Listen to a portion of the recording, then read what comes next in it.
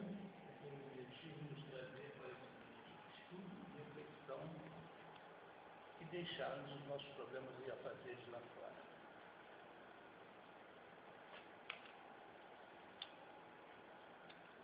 Ante a lição. Ante a exposição da verdade, não te esquives a meditação sobre as luzes que recebes. Quem fita o céu de relance, sem contemplá-lo, não enxerga as estrelas. E quem ouve uma sinfonia, sem abrir-lhe a acústica da alma, não lhe percebe as notas divinas. Debalde escutarás a palavra inspirada de pregadores ardentes, se não descerrares o coração para que o teu sentimento mergulhe na claridade bendita daquela. Inúmeros seguidores do Evangelho se queixam da incapacidade de retenção dos ensinos da Boa Nova, afirmando-se ineptos à frente das novas revelações, e isto porque não dispensam maior trato à lição ouvida, demorando-se longo tempo na província da distração e da leviandade. Quando a câmara permanece sombria, somos nós quem desata o ferrolho à janela para que o sol nos visite. Dediquemos algum esforço à graça da lição e a lição nos responderá com as suas graças. O apóstolo dos gentios é claro na observação. Considera o que te digo, porque então o Senhor te dará entendimento em tudo. Considerar significa examinar, atender, refletir e apreciar. Estejamos, pois, convencidos de que, prestando atenção aos apontamentos do Código da Vida Eterna, o Senhor, em retribuição à nossa boa vontade, dar-nos-á entendimento em tudo. Vamos iniciar agora a nossa oração, pedindo ao Pai inspiração e sustentação no estudo de hoje, durante toda a reunião, através de seus mensageiros, para que possamos assimilar os ensinamentos e colocá-los em prática em nosso dia a dia. Pai amado, te agradecemos por mais essa oportunidade de estarmos reunidos aqui, para que, baseados nos ensinamentos do Mestre Jesus, possamos refletir sobre a nossa caminhada, nossos atos e atitudes. Intuir a nossa irmã Rosa e fazer com que o estudo de hoje seja proveitoso para todos nós. Que assim seja. Vamos chamar agora a Ana Rosa Martins. Os trabalhos.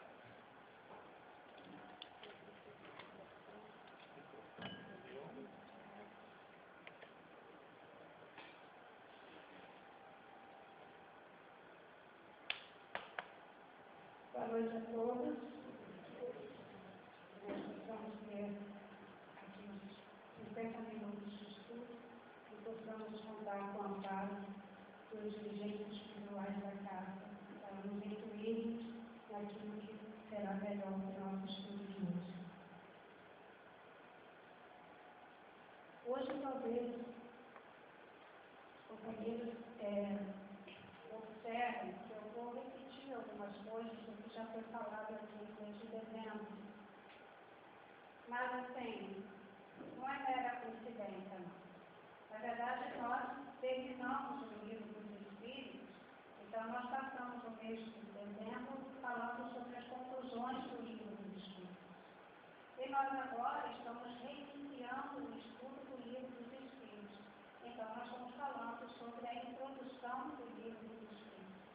Para sempre que se introduz um assunto, aquele assunto é apresentado. E sempre que se conclui um assunto, são resumidas as conclusões relativas. Então, é por isso que há essa semelhança de temas entre o que a gente viu no mês passado e esse mês. E talvez pareça um pouco repetitivo, mas se nós prestamos um pouquinho mais de atenção, a gente vai ver que sempre tem alguma coisa nova, sempre tem uma frase que a gente pode colocar, que a gente esqueceu de falar da outra vez.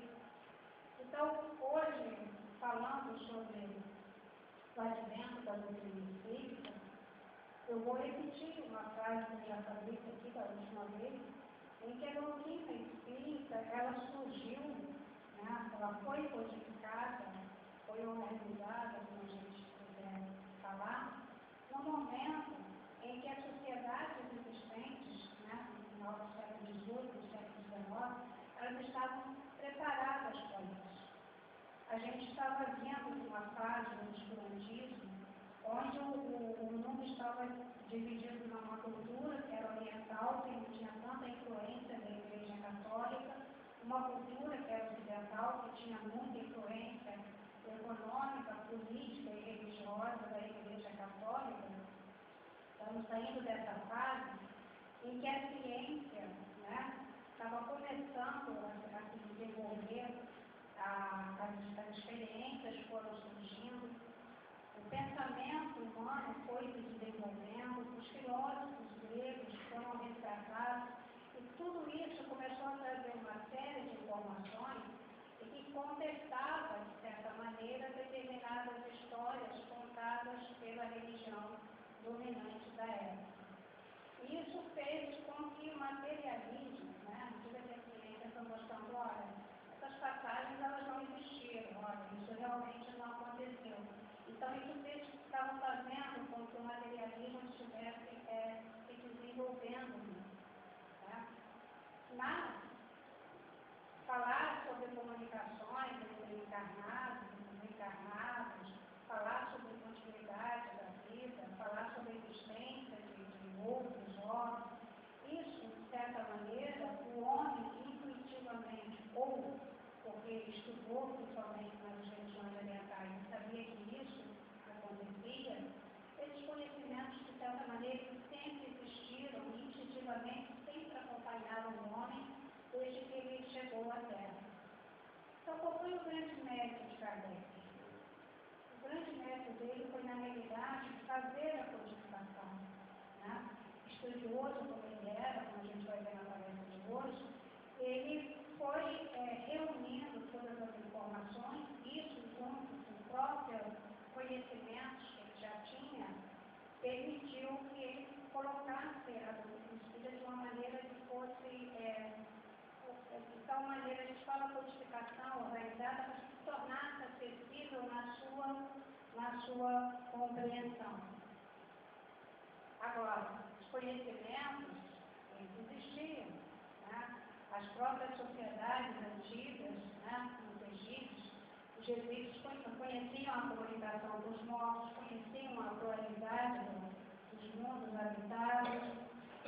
Amenófis IV do Egito era um faraó, que era Akenaton, que ele reconhecia que havia um Deus único, criador de tudo, e ele, inclusive, ele tentou transformar o politeísmo dos egípcios em monoteísmo, mas não conseguiu na época. Mas era o conhecimento que ele tinha e que ele defendia.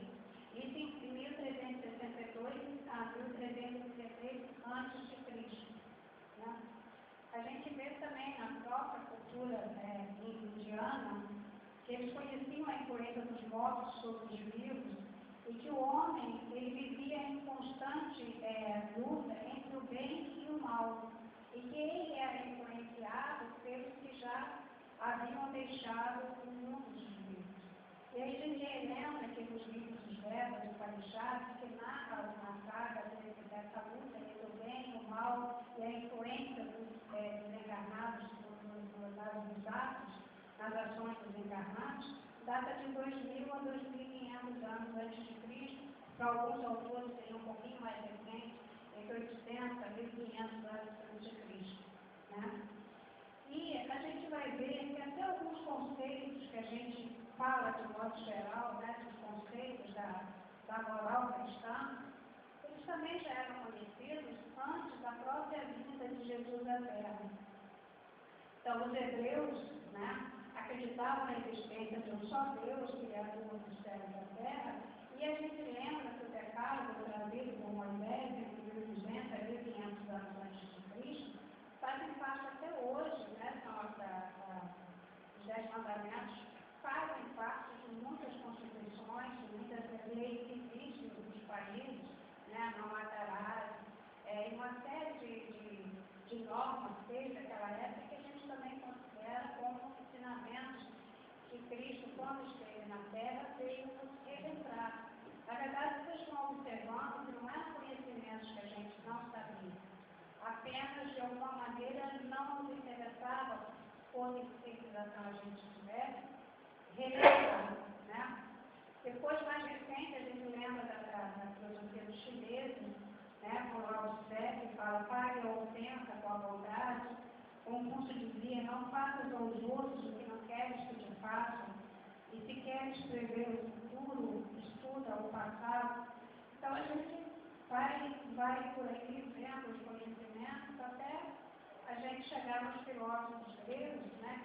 Vocês vão ter uma palestra só sobre isso, que Kardec, quando considerado só para a situação, eram os precursores da doutrina espírita, porque Platão referiu muitas das passagens que só falava sobre a reencarnação, sobre a sua vida futura, porque ele não tinha medo de tomar a conduta, porque ele preferia defender uma ideia a fugir, né, da punição que estava sendo imposta, né? E a gente vai vendo que dentro das obras que Platão escreveu, sei lá, nunca se deve retribuir injustiça com injustiça, nem fazer o mal a ninguém, seja qual for o mal que nos tenham feito. Parece as palavras de Jesus, quando Jesus disse para não reagir às ofensas. Se a alma é imaterial, em vez de passar após essa vida ao mundo igualmente invisível e imaterial, do mesmo modo que o corpo, que se decompõe, então desse mesmo modo se decompõe e volta à matéria.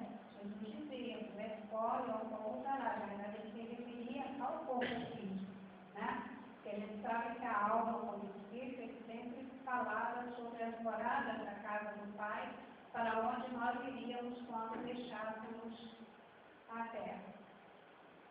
Então a gente vai ver o que a gente fala, né, que essas já podem ser consideradas como umas leis morais cristãs. Por que nós falamos isso sempre? O que vocês ouvem muito falar na casa espírita, como se Jesus Cristo já estivesse aqui muito antes de 2000 anos atrás. Porque, na realidade, as informações que nós temos, que a gente lê, que a gente estuda, é que Jesus, ele participou da formação do nosso planeta. Ele realmente já nos acompanha desde os primórdios da formação do planeta. E muitos autores espíritas chamam, consideram Jesus como governador do planeta até hoje. Quer dizer, ele realmente cuida, né, do planeta, cuida dos habitantes do planeta, por ter recebido e aceitado essa incumbência de Deus, né? Então, a gente lê, tem vários livros, A Caminho da Luz, de Emmanuel, Sentinelas de Luz, de Emmanuel, Explorador do Espírito. Na Gênesis, a gente vê isso no capítulo que fala sobre a formação da Terra, Brasil, Coração do Mundo, Pátria do Evangelho, e muitas outras obras, como muitos palestrantes, como Divaldo Franco, sempre cita, Joana também cita isso, que todos esses filósofos da antiguidade, né, que estiveram aqui, na realidade, eles eram realmente emissários de Jesus. Daí a coincidência que a gente vê entre depois as parábolas que Jesus falava, os ensinamentos que ele trazia, as narrativas, e as próprias palavras de filósofos do Oriente, né, e das civilizações mais antigas, nos tentando mostrar normas de conduta e o que era preciso para que o homem pudesse progredir. Depois da vinda de Jesus à Terra,